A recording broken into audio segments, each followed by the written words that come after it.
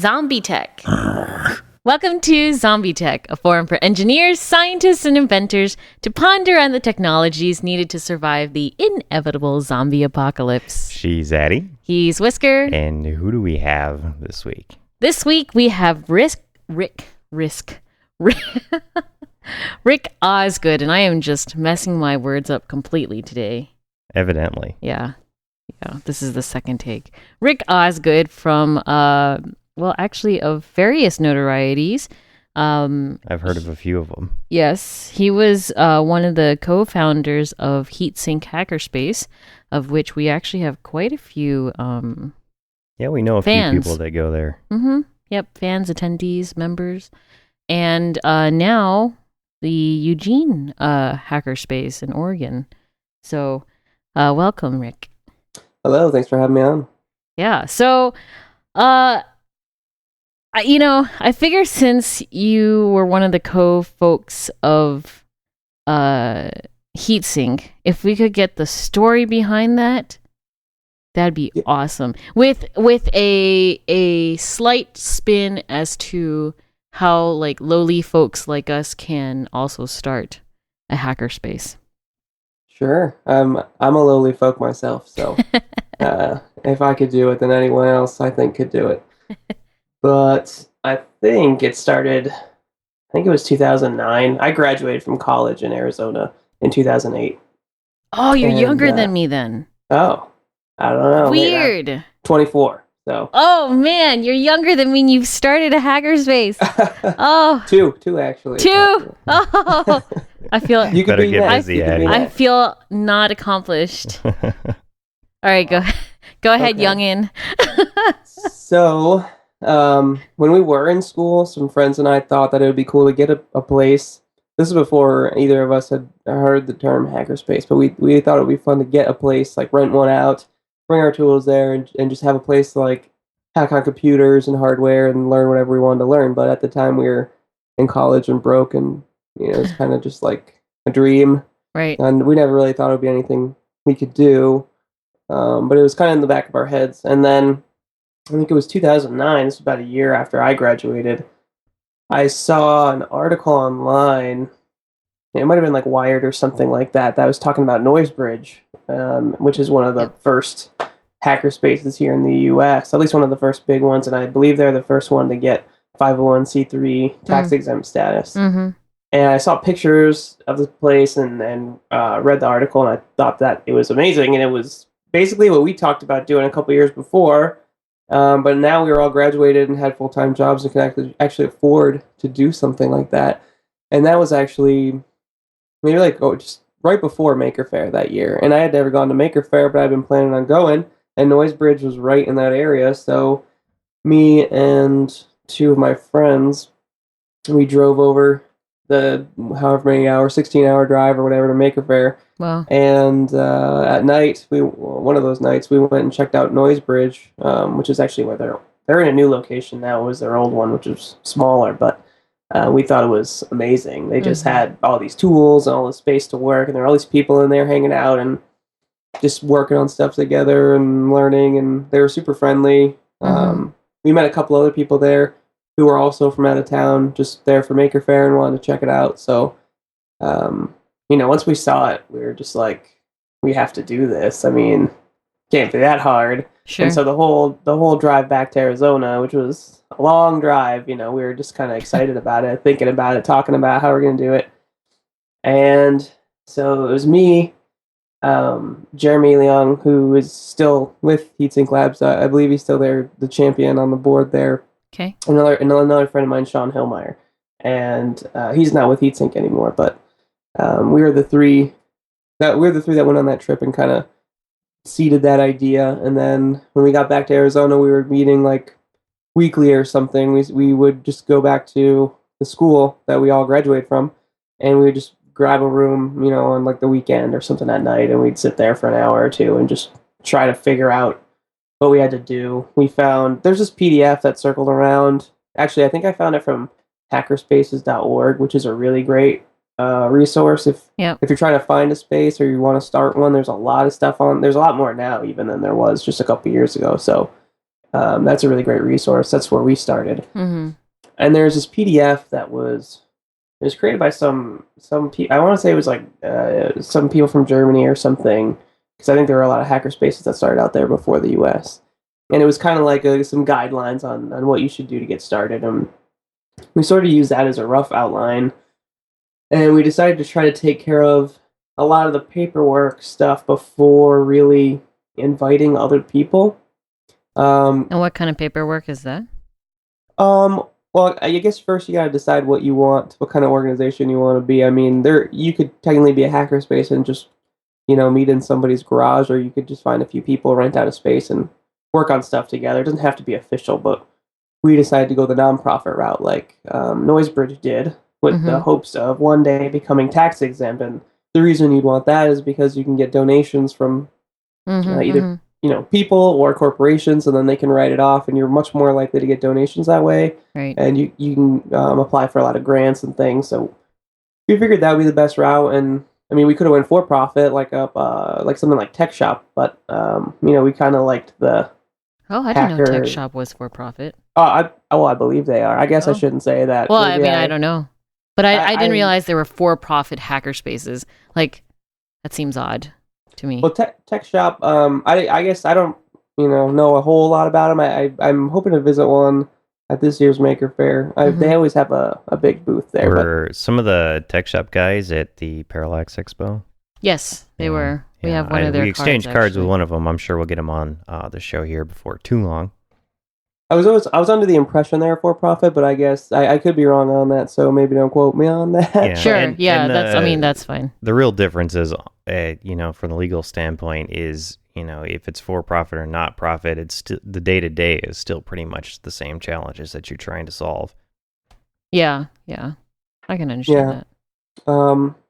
So we decided to go the nonprofit route. So that kind of entails you got to figure out for your state what you have to do to become a nonprofit, and generally it's download some form off the internet, fill it out, and mail it in with a $50 check or whatever. Oh, that's not bad. No, it's really not. And then you're a nonprofit. Then my recommendation is one of the other good reasons of doing that before approaching others is once you're an organization, you can get a business bank account, and then if you're trying to collect donations, people might have a little more trust. At least that's the way I see it. Is sure. You're not going to be putting that money in your own pocket and saying, "No, I'm just going to hold on to it while we get this thing going." It's actually going into a nonprofit organization's bank account, and a lot of states have laws about where that money can go if you dissolve. I think in Oregon, there is something that says if a nonprofit dissolves, all of your assets have to be donated to other nonprofits. Oh. So it's not like I can collect all this money, put it in the UG Makerspace bank account, and then, we're out of business, and then keep it all myself. Right. So that's, I think you can potentially get more donations that way. Mm-hmm. And it also sort of shows people that you're serious. You've already done some of the, the boring paperwork stuff. Yep. The downside is you get a little less opinions, but that could also be an upside, because if you're, things like trying to come up with a name for the space, that could take you weeks. If you don't just sit down and make a decision, if you have 10 people all putting in their opinion versus, we only had 3, so it was really easy to come to a consensus. Right. So, you could look at that from different viewpoints as, 3 people, do they really represent the whole that your group will become? Or maybe it's just easier to do it with 3 people just to get decisions made in the beginning. So we filled out that paperwork, got the bank account, and then we set up a WordPress site. I think it was on my one of the other co-founders had a co-located server, so we stuck it on his server, so it was free. Yep. Created a Twitter and Facebook page, and then we just started. I think we decided we were gonna have our first meeting, so we had to find a meeting location, and we ended up. I think the first meeting we had was actually at the Fraternal Order of Police Lodge in Mesa, Arizona, which is not where you'd expect to find a group of hackers, but maybe to keep a better eye on you guys. Yeah, Well, we had a friend who knew some people in the police department, and they rented or sort of loaned that space out to all different kinds of groups. Oh, So sure. it was a space we could meet twice a month for free, and we could just sort of gather there and build our group. So I think like our first night um, we met there. You know, we advertised out in all our mediums, you know, Twitter and all that we were going to be there, and I believe the Make blog picked that up and posted something on their blog about it, either the first or second meeting. And I remember that meeting we ended up with like 35 people or so, which Holy buckets! yeah, it was 35 a lot more than I expected. for the first meeting. Yeah, it was either the first or the second meeting, and That's great. I think Wow. at least half the people there saw it on the Make Magazine blog, you know, Yeah. that was Phoenix, you know. I wouldn't expect a turnout like that here in Eugene, which is a much smaller area, not as tech centric either. Sure. Like Phoenix, you got a lot of tech people, and a lot of people probably follow things like Make Magazine, and so they see that. Now, Eugene, is that more like guys who might show up who are good at doing like chainsaw sculptures or something? Yeah, maybe, or making things out of hemp or something. Get things out of beechwood. No, there's actually there's a decent tech community here. You know, we have like Symantec is in the area, so you've got a lot of people there who are kind of geeks. It seems like a lot of geeks in town sort of gravitate and work over there, and then they know people. And there's actually more people here than I probably expected before I moved here, but. You know, it's nowhere near something like Phoenix or like you're going to get in San Francisco. So we met there, and I think our first meeting or two, we all brought a bunch of projects, whatever we could fit in our cars, just things to, you know, shiny things that people could look at and see what we do, because it's kind of hard to explain to people what a hackerspace is, and it really is what you make it. Sure. But so we just brought all this stuff in, and we were like, we like to. What? Pun intended. Oh yeah.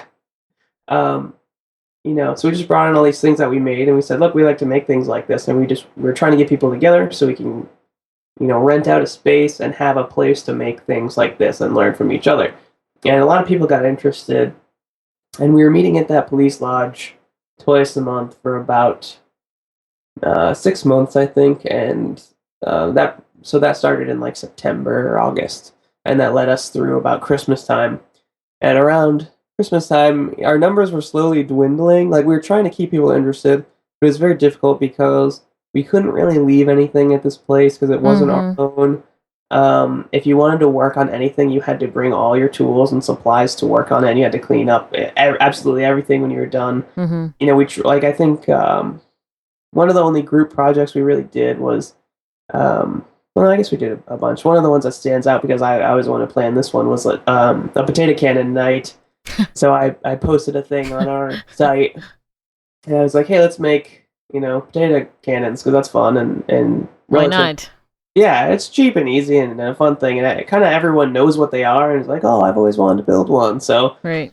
It was a good one. So I went and I bought I had people sort of RSVP, and then I went and bought all the components, and they paid me back, and we had like 6 of us build them, and a whole bunch of other people showed up, and we're just kind of watching and learning. And but only 6 people actually built cannons, and then we let them dry. And then that weekend, we all went out into the desert and just like fired them off one night. And, it was a lot of fun. That's cool. And so every meeting, we tried to have either a presentation or something interesting. But really, we didn't want to be providing people things to do. We wanted them to just bring things to work on. You know, we didn't want to be like, providing this stuff. That's not really what we were about. But at the same time, we were trying to keep them interested. And also, because we weren't really we didn't really have anything to offer them, you know. So it was really difficult to try to ask people to pay membership dues. I think even myself and the other co-founders and stuff, we didn't pay dues those first few months, just because, you know, we didn't really know how much or what we were doing in that regard. But then around Christmas time, our numbers slowly dwindled over the months, and we had a core group of people who either showed up every meeting because they just really liked the group, or, you know, relatively regularly.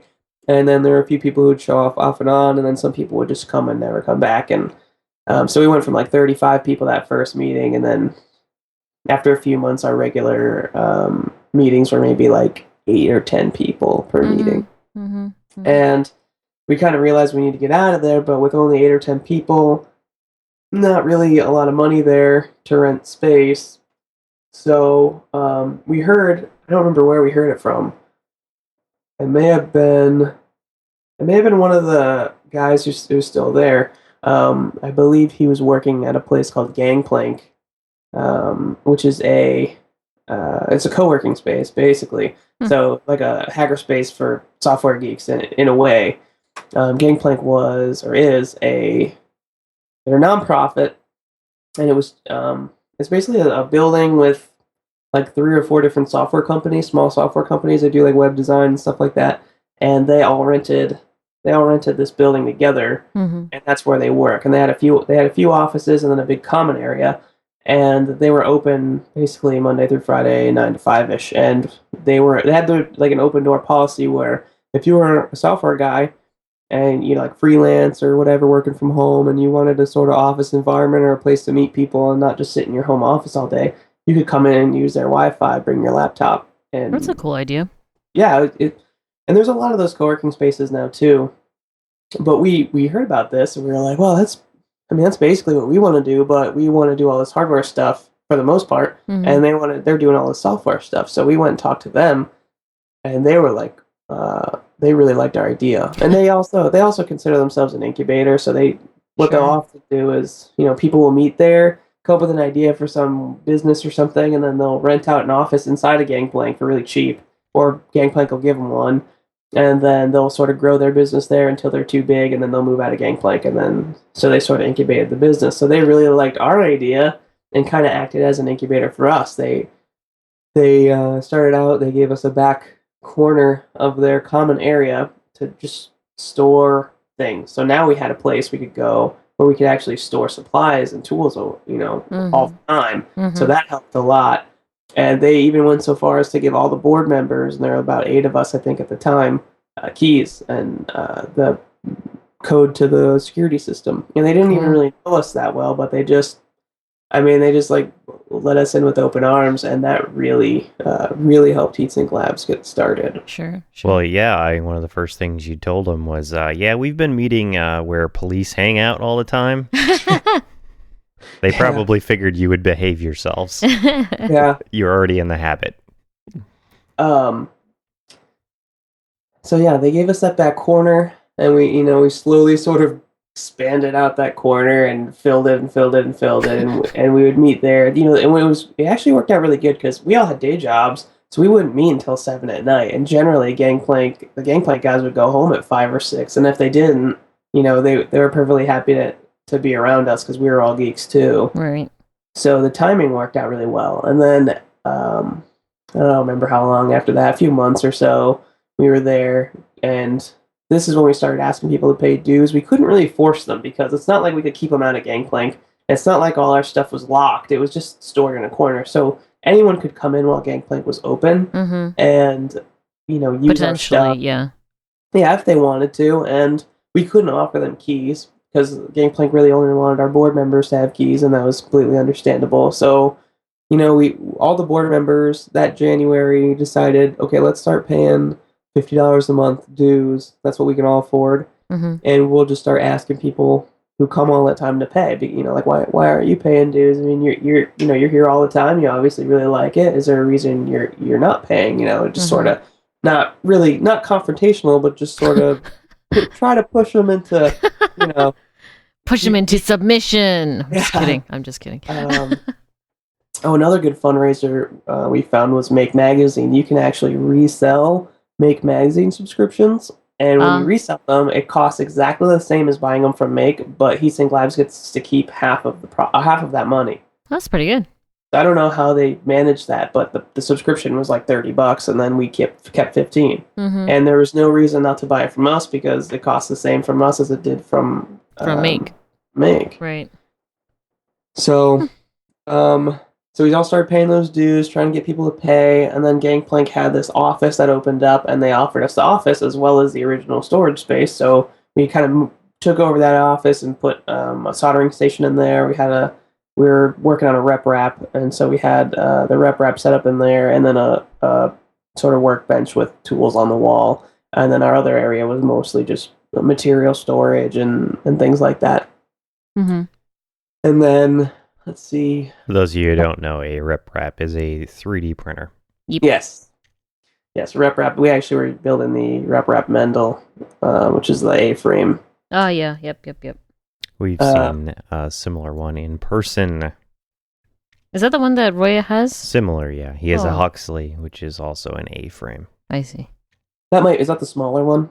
I believe it is smaller. And I almost think that Adam, via Con Queso or AJ Fabio on Twitter, I think he has a rep wrap Mendel. He has a rep Something. wrap of some sort. Mendel. I can't keep Mendel track of all these Prusa. guys in there. There's a ton of them. Yeah. I don't even know.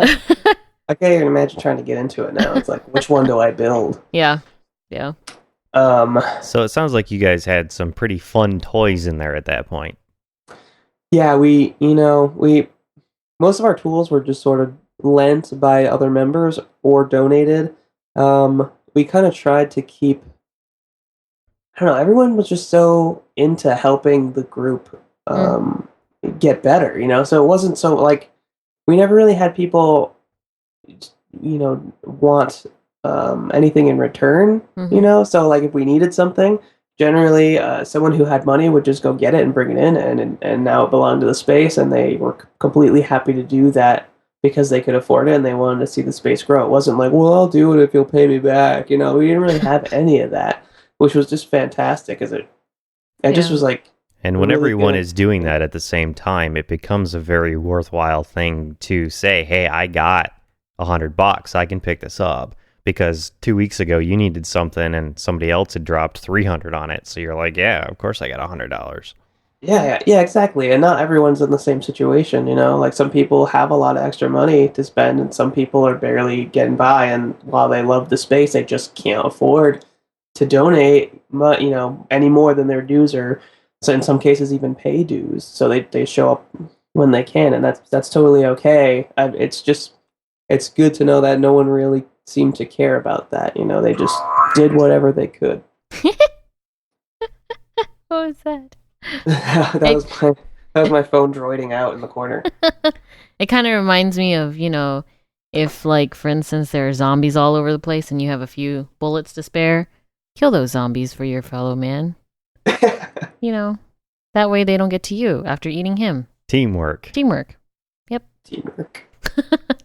So you guys ended up in this office and then moved on out of that, or? Yeah, so we had the office, we had the space, and then we had the common area, and that's basically where we did essentially everything. We just sort of bring out the materials and tools, use them in the common area while we had our meetings or whatever, and then we'd put them all away. And we just tried to be respectful.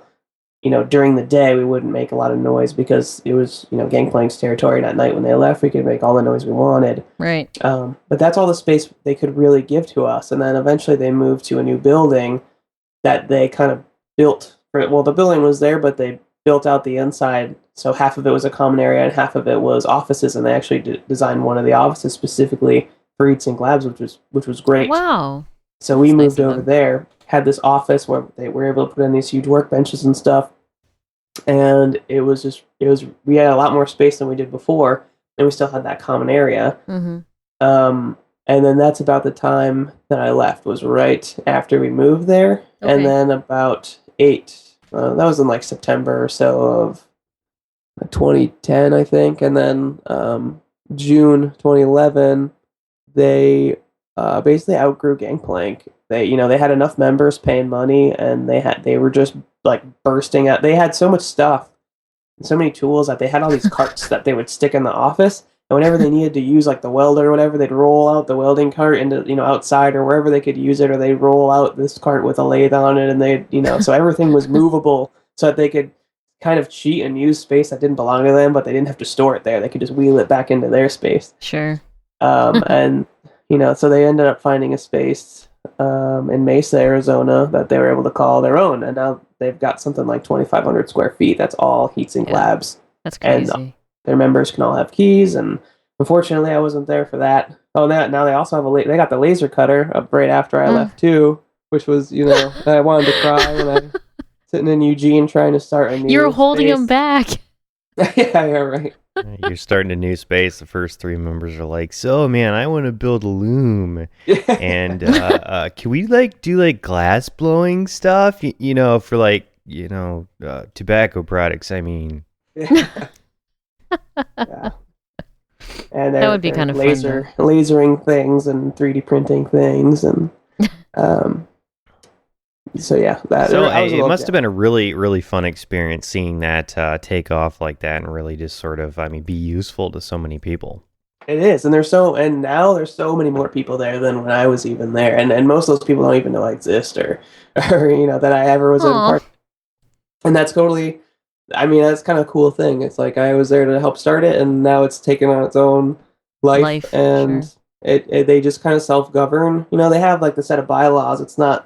Noisebridge kind of has their anarchy thing where there's like no rules. Heatsink has some rules, but they still essentially self-govern. They have a small board and a few officers that take care of some things. But the people there generally seem to take care of themselves, and keep the space going on their own.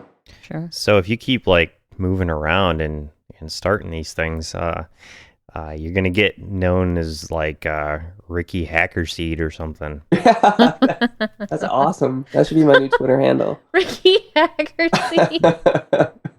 That's great. Yeah, my friends were joking that I'd, once I moved here and started space, I could put on my business card "serial founder." And That's great.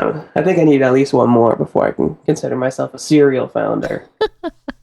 So now you're in Eugene, and you've been there for about 2.5 years, I guess.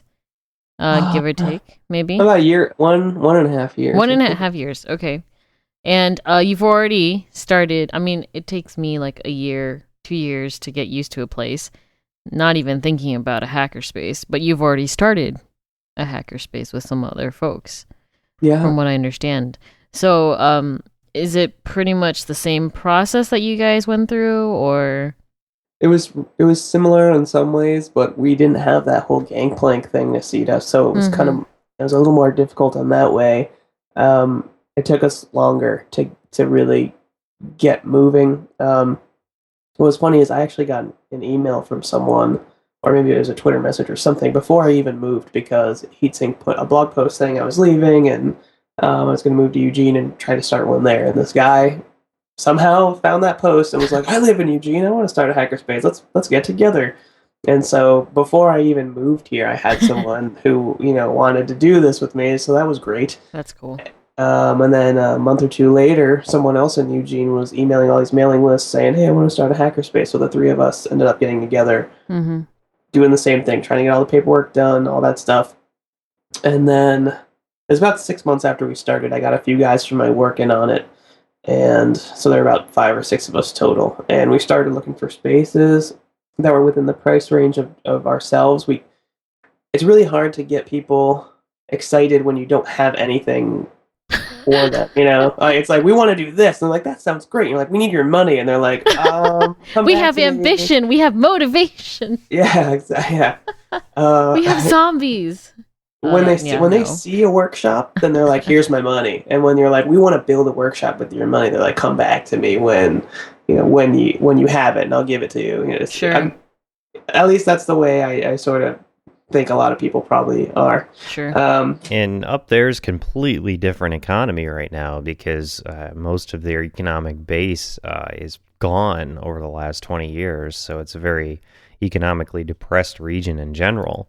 So you don't have as much happy spending cash just sitting around up there as you might have in Phoenix. Yeah. Luckily, we were able to find a pretty inexpensive location.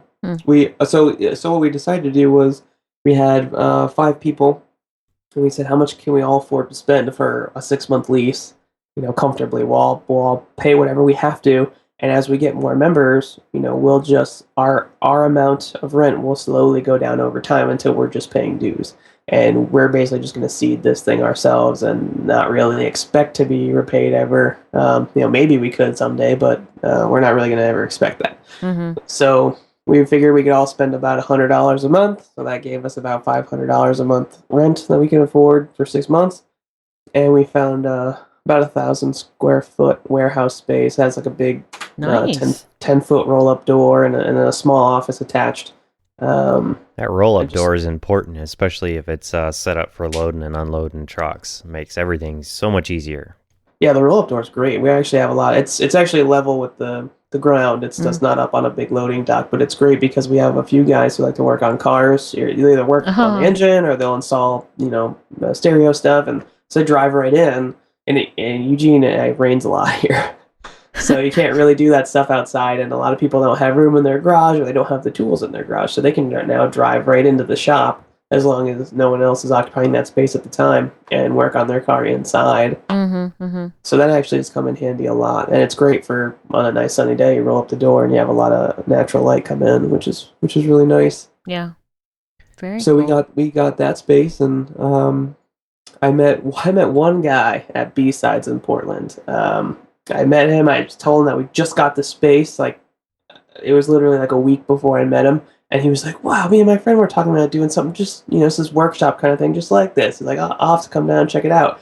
And after I met him, it was like a week or two later, we had 5 more members. We doubled our membership just because I met this one guy who knew all these geeks in the area who really wanted a space like this. That's cool. And that was fit. So that, now we're not paying $100 a month anymore. We're paying $50 a month or whatever, $75 a month. So every month we've gained about 2 members or so on average. I think every now and then someone will sort of drop off because they don't really come into the space. I think they don't get a lot of value out of the membership, so they leave. But I think we're now up to about 19 paying members, and then there are, there's a few other people who sort of regularly come in on our open house nights, but they're not members yet for one reason or another. But we went from the original 3 of us to now we're up to about 19 or 20. That's very cool. Congratulations. Oh, thanks. We're hoping, I think with about 5 or 6 more people, we'll finally be breaking even on all our bills. And then I'll consider it a total success, and we can start looking at maybe getting an even bigger space, because 1,000 square feet, while it's started out really good, it filled up surprisingly fast. We got all these, donations for tables and desks from where I work. And a lot of people brought in all these tools, and all of a sudden it's just like filled with stuff. And it's like, wow, it looks so much smaller now. Now, like, it seems to me like, well, there's got to be more than 19 geeks in the area. Do people, should we use like newspapers and traditional media like radio to advertise hackerspaces, or do you think that it's adequate for like Twitter and blogs and Make and such? Well, I'd say it definitely couldn't hurt. Most geeks are on Twitter and on these things, so and especially with the nature of retweeting and things, it sort of tends to spread anyway. But there probably is value in having radio or newspaper ads, just because you may have these older guys. You may, for example, ham radio guys who, while they're tech guys, they're techie guys, but most of them are older and they don't have, they're not on Twitter and they're not on Facebook and they're not on these things, but they're on 2 meters. Yeah. So there you go. Advertise on ham radio, maybe. That would be kind of cool, actually. It very much depends on where you are and who you want to get involved, really, I think. Yeah. Like, I think... Go ahead. No, go ahead. We always were sort of joke to people that the hackerspace is what the members make it. So if we get an abundance of members who want to start a sewing circle, that's what it will essentially become. Because that's what happens. If you get a bunch of people who want to work with metal, they're going to work with metal, and that's all the tools we're going to end up having in there. So that's why it's really good to get as many different backgrounds as you can get, so that you can really do anything you want. That's very true. And that really is the underlying thread of why we have guys like Rick come on the show. It's not too much of a leap to think, okay, there's some sort of a natural disaster, like, zombies trying to bite your face off. What kind of position would you want to be in? being, an average American dream chasing, 9 to 5er, or an average American dream chasing 9 to 5er with a couple dozen or, 30, 40 really close friends who all know how to do stuff. Like change engines and build water pumps and that sort of thing. These are the kind of guys that hang out at hackerspaces. So if you want to meet people who know how to do things, it's great that you can go to a place and have access to all those great tools. It's even better to be able to go to a place and have access to the brains of a bunch of guys who know how to do stuff. Yep. And I should say, because I'm very interested in how you started these hackerspaces, primarily because we are hoping to start a hackerspace here in Rochester. And I've mentioned it to you before, but we've been in talks with our local IEEE chapter, and they're very interested. And it was like a good 50 people, I think, that were at that one meeting who expressed interest, and I think are actually awaiting the latest announcement about it. Mm-hmm. But I mean, the truth of the matter is, like, we all have bills, and I don't think I could foot a $50 bill or 100, maybe, well, I don't know, maybe a $50 bill, extra per month, but that's not going to get anywhere close to 1,000 square foot warehouse here. Mm-hmm. So we were actually considering like using our basement, and I mean, if eventually this is going to become the zombie apocalypse bunker, we might as well have like the startings of a hackerspace here too. But I don't know, like, I mean, did you guys have to worry about people cutting their fingers off and such? And well, that's one of those things, we all kind of like would talk about it, and this is one for both hackerspaces. It's like, what about liability? And it was like, we all just kind of look at each other like, I don't know. I mean, that sounds expensive. That's liability insurance. We can't even afford to pay rent practically. So right. I guess we won't worry about it. Just nobody cut your fingers, okay? It's a lot less expensive to have everybody sign a document, saying if I cut my finger off, well, I get to keep both halves. We do have a waiver at Eugene Makerspace. At Heatsink Labs, we didn't. They may now. I don't know. But they probably do. They have a lot more dangerous machinery there now than they used to. So they probably do. We have one as well. I don't think waivers really hold up that well, but at least it's something, and it really shows people like, that you could really hurt yourself here if you're not careful. So, think about what you're doing before you do it. Yeah. All right. Well, anybody who doesn't know how to use a sliding compound miter saw, don't use it. Yeah. That's another thing else. Too. Some of the groups, like we started doing in our space, was tagging equipment, and it doesn't stop people from using it. I mean, just tagging it, but at least you put a red tag on something, and that means you have to be Eugene Makerspace certified in order to use it. Someone has to teach you how to use it and basically approve you before you can use it. So that's at least visually shows people like, don't touch the table saw is very dangerous. If you've never used one, don't touch it. Ask someone, they'll show you, and then you're approved. Right. Or even like the MakerBot's kind of like that, because it's it's not really dangerous. It's just expensive and easy to break if you're not careful. It's a pain in the butt to recalibrate. Yeah, according to what I've heard. That's very true. So I think people spend more time calibrating than they do building the thing. And there's like a bajillion parts as it is. Yeah, mine's not even fully tweaked. It works. I don't think I could stand it, to be honest. I hate calibration. I just want to put it together and then have it work magically. Like an LED blinking. Right? Yeah. There's no like true, there's no calibration necessary. You just have to make sure your code isn't completely idiotic and you're good. Yeah. So yeah. Unfortunately, you pay for that with 3D printers, so yeah. It's a trade-off. So on your website, richardosgood.com, I was looking through some of your projects, and I got a question. Sure. How will Metasploit and Magomatic help you in the zombie apocalypse? That is okay. Oh, I don't know. Metasploit. I mean, It's an interesting question. I can't imagine. I mean, if you're trying to steal your neighbor's food, maybe you could get into their network Yeah. and maybe disable or re-enable some type of security system that's computer controlled. I don't. Maybe there's like a bunker. You want in this bunker, but you can't get in. So I'll just run Metasploit from my mobile phone, find some vulnerability. I mean, it's zombie apocalypse, right? So nothing's going to be patched. There's no new patches coming out for any of the software they're running. True. But wait. You're a security analyst, yeah? Correct. Does that mean you also patch things? Yeah, well, yeah. It means he shows up, breaks stuff, laughs, and then walks off with a paycheck.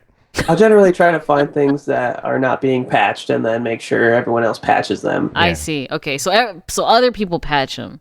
Because I was about kids. to extend a invitation, but you don't patch them. You don't invite InfoSec kids to your house. Why? You just not even within Wi-Fi range. Just keep them away because they're troublemakers. But maybe he can create trouble in other places. Perhaps. I don't know. Well, it might be very handy in the case of a zombie apocalypse. Right. Like if we do end up being like meanies and take things from other little groups, then we'll need to know a way to get into their system, and he'll be able to use Metasploit. I'm trying to think of how the Magomatic would be helpful. And if you can, feel free to explain the Magomatic. The Magomatic's actually really cool, and it's something I kind of wanted. I've revisited it a few times to try to add features, and I kind of get hung up, and then I'll get bored and move on to something else. But I plan on getting back to that eventually. Mm-hmm. But what it did, you could swipe a credit card or key card or anything that had a magnetic stripe on it, and it would read one of the tracks. Those magnetic stripes generally have anywhere between 1 and 3 tracks of data. This thing could only read track 2. So it would read track 2, and it would store basically the binary data on that mag stripe in memory, and then it had 2 pins hooked up to, what was it, basically an electromagnet. It was a flat piece of metal that I think I cut out of a Radio Shack gift card holder thing. It was like this little tin that they sold their gift cards in that I had lying around. So I cut it into the kind of the shape of a credit card, but it had a little sections cut out so I could easily wrap magnet wire around it. Mm-hmm. So I did a whole bunch of turns of this magnet wire to turn this thing into a flat electromagnet. And then you stick that in the card reader, and you have the microcontroller. What I was doing was I would have one pin turn on and one turn off, and each of those pins was hooked up to one side of the electromagnet. So one would sync and the other would source, and then you could reverse them by flipping it. Exactly, and it would just reverse the polarity back and forth, just like a mag stripe does. And I had seen some similar things online people were doing. I wanted to do one myself that was a little different, and I think there were some people doing it, but with audio, like they could record the mag stripe as an audio file and then play it back through an amplifier into an electromagnet, and that works too. I wanted to do it with a microcontroller because my end goal, something I still want to do, was to be able to manipulate the data. Mm-hmm. Yeah. This thing was more of a proof of concept. I could scan the card, and then my sort of final test to see if it would actually really work in the real world was I took it to my school where they had a vending machine that accepted credit cards. It was the only place I knew that had one. So I stuck it in the credit card. I scanned my own credit card, so no illegal stuff here. It's my own real credit card. And then I stuck the Magomatic electromagnet in the card reader, and then I'd hit basically playback, and it played the data back through the magnet, and it thought that I swiped my card, and apparently just track 2 was enough to buy stuff with, and track 2 only really has the credit card numbers. It doesn't have... I thought it was really interesting because track 1 generally has your name and address and that type of stuff, and track 2 only has the number and expiration date and a few other numeric data. Mm-hmm. So they didn't actually need or care about the name and address. They didn't care that it wasn't there. Mm-hmm. Interesting. what I really wanted to do, and something I've worked on since, but I haven't gotten it to fully work yet, is to be able to scan a card, view the data on an LCD screen, and then selectively change it. Or actually, I had another function I wanted to add where I could select bits and just tell it to brute force. So it would run through every combination of this data, brute forcing the bits that I highlighted. And I thought it would be fun for like a scenario of like a hotel room where you have these magnetic key cards. Well, what if I had my own card? I scanned it in, I changed the room number on the data or something like that. Could I open another room that way? And like just as an idea, I wouldn't open anyone else's room, obviously, that I didn't have control over myself. Depending on how hot the chick was, I guess. Just kidding. Oh, man, my girlfriend would get mad. I'm just kidding. So let me get this right. Theoretically, if you get this working like the way you want it, you could take anybody's credit card. You could swipe it, change the numbers on it, Well, and you hand it wouldn't back want to to them? change the numbers on anything. Basically, this device knows how to, flip itself, reverse its polarity, blam, blam, blam, right? Yeah. In patterns. So it's shaped just like a card. You stick it in the card slot, Yeah. right? And then it sits there and it flips its polarity. And that's the same thing that's on the strip on a credit card or on a key card for in a hotel. It's just reversing of polarity on that little magnetic strip. So when you go in and out, it reads it as you pull it across, right? So this thing just sits still and it goes blink, blink, blink, blink back and forth. And it can do the same pattern, but it could also do arbitrary patterns. That you program into it. You could program an algorithm that automatically goes through all of the patterns. Wait, so you could stick it in a door in a hotel, just set it to brute force, and it would go through all of the key code combinations it's until kind the of like door in unlocked. movies, right? It's exactly Except in like movies, they like have it show the actual code, but you don't need the actual code because that card would just do it for you. Yep. Yes, exactly. It'd probably take a long time to brute force every possible code, but if you had a valid key, one somebody threw away, you'd know, most of the data on that card is going to be the same. There's probably only a couple pieces that would change, and if you could pick it out, let's say it's like a checkout date, you might be able to easily tell, oh, that looks like a date. I'm going to change that to some day way in the future, and then that looks like a room number. I'm just going to change that to this room number that I want to get into. And try to manipulate the data that way and see what happens. So, most of the stuff is security through obscurity in a way. So, yep. And if you're doing like a HackerCon sort of thing and you just want to play with the system, you take your card, you stick it in, you go, hey, buddy, you've got a card, stick it in here. Now you've got two cards, you can compare which bits are different between the two, and it makes it much easier to, figure out what changes on each card between doors. When I was building that, I think I have like 10 or 12 cards from various hotels that I saved from when I was building it, but I never ended up. I would always forget to mark them with the dates and everything, the room numbers. So inevitably, I would pull them out and be like, I can't use this data. Oh no! It's like really different. They're from different hotels, so it's hard to know. Like, oh, what was the date that I checked out, or what room number was this one for again? I forget. Wait a minute. Let me clarify. If I scan my credit card. Right? Yeah, now you've stripe got the pattern. 2, right? There's Right. a pattern for stripe 2, whatever, track 2. And you swipe your little doohickey, it can take my credit card to be your credit card. It can pretend. Yes.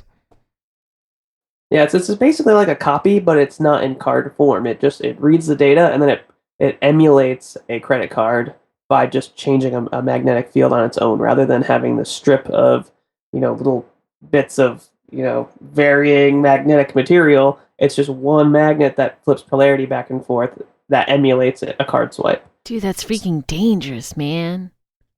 That's awesome. In the wrong hands.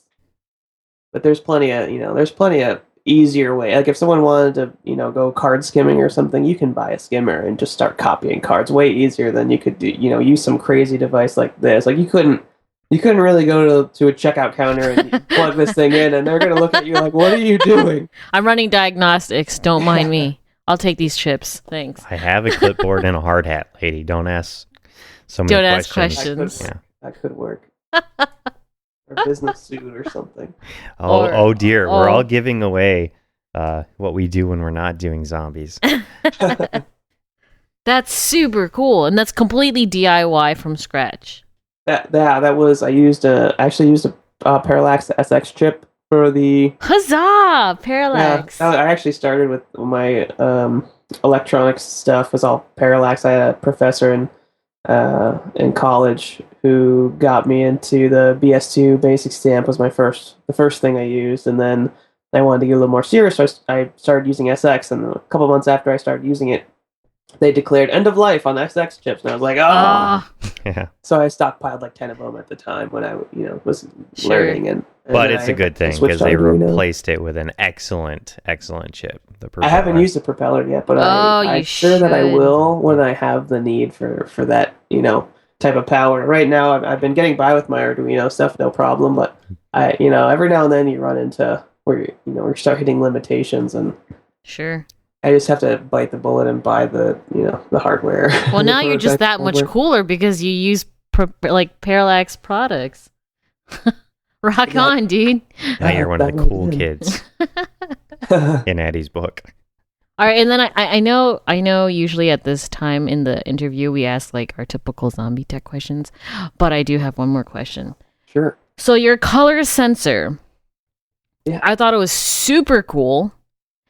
But I only got the time to to kind of skim it. If I'm getting this correctly, it can look at a color and then broadcast what it is. So, basically, that thing, the way it works is there's a Adafruit digital luminosity sensor, which is just like this little chip that can sense the amount of light. And there's also 3 LEDs, a red, a green, and a blue. And so you press this thing up against an object, and it will light up the red and figure out how much red light there is, and then how much green, and then how much blue. But before you do that, you calibrate it against black. So okay, this is a black object. How much red, green, and blue are there in black? Because you're probably going to get some reflection. There's going to be some light, but it's going to be a very low amount. And then you do white, because this is theoretically the maximum amount of light I'm going to get back is when I reflect the light off of something white. So now you know the minimum and the maximum, and then anytime you press this against an object and take a reading, you know that your red, green, and blue should fall somewhere in between there. And so you just take that number and you essentially convert it to a 0 through 255 value, and then you end up with your RGB values of the color approximately. It's not perfect, but after a lot of software tweaking, it comes out close enough for my purposes anyway. Sure. So that gives the Arduino, which at the time when I was debugging that thing, it was outputting it to my computer. It was just giving me the RGB values, and then I'd plug them into like MS Paint and make sure the color sort of matched. Right. But I've been working on that's one small piece of a much bigger project I've been working on for a while in my free time, which that was a project some of my Heatsink Labs friends sort of came up with the idea for back when I was living there a few years ago. I was trying to build a lamp that I could set down on an object, and it would detect the color and then light up the same color as the thing that you set it on. Cool. And I never got to work at the time, but they were like, it'd be cool if you put the color sensor in a gun, and then you were like the crazy mad scientist color stealer guy, and you would just like steal people's colors, and then it would light up that color. And I was like, that's a fantastic idea. So finally, I had an idea of how to make that color sensor work properly, and I got it to work properly. So now I'm trying to make this gun portion. So I etched my first circuit board and for this project, which I haven't put on my blog yet. I've been waiting for the thing to be done so I could just kind of put it all online as one thing. But that's my main project I've been working on lately, and just as a very cool prop. Maybe you'll have it in time for Halloween. That's my plan. I'm hoping to have it in time for Halloween, and what I really like to do is get some kind of jumpsuit that has LEDs in it too, so the whole thing just lights up the same color as whatever you pointed at. And oh my gosh, the kids would freak out. You're gonna have to work on your color stealer voice. Yeah, you're gonna need some sort of supervillain voice to go with that get up. Crazy mad scientist voice. I'll have to work on that. That'll be next. That's awesome. Okay, so we've only got a couple minutes here, and there are a few questions we always have to ask. Right. Okay, just one more thing. Folks, you guys should check his website, richardosgood.com. We are going to, what's the word? We put the links in the description. Right. We're going to, tell you guys again in, 6 minutes. But because he's also worked on a Rubens tube, the flame thingy that can demonstrate, Burn zombies sound to waves. music. Yes. Yeah. That's a great idea. That'd be so cool. Okay, get to the question. Okay, sorry. Okay, top 3 tools you would bring to a zombie apocalypse bunker. And everybody No errata says, this time. come on. Just let the man answer. No, what? What was that? Nothing. Okay. All right. 3 tools. Top 3 tools, yep. I'm guessing saying that hackerspace is a tool would be cheating. Awesome. Dude, yes. You can say it. And that kind of encompass. I Mm-hmm. didn't include said errata, Whisker. He just guessed it on himself. The question is, what 3 tools would you bring? And ideally, there are things that would help you rebuild society because, this show, we're not just about surviving zombies. We're about surviving and rebuilding. Correct. And I think a hackerspace or a group of people who, go to hackerspace would be an excellent resource to have in your back pocket. You just... All right, everybody. Come on in. Hang out. It's going to get a little toasty here. Okay, so a hacker... Well, he's got to know how to build a hackerspace. hackerspace from scratch, right? Well, he does. So, even if he doesn't have one going into it, Yeah. it sounds like that is a tool that he would want to build immediately, right? it'd be a lot easier, I think, to make a hackerspace on the zombie apocalypse because really, You don't have to pay for anything. you can have Yeah. so much property just sitting around.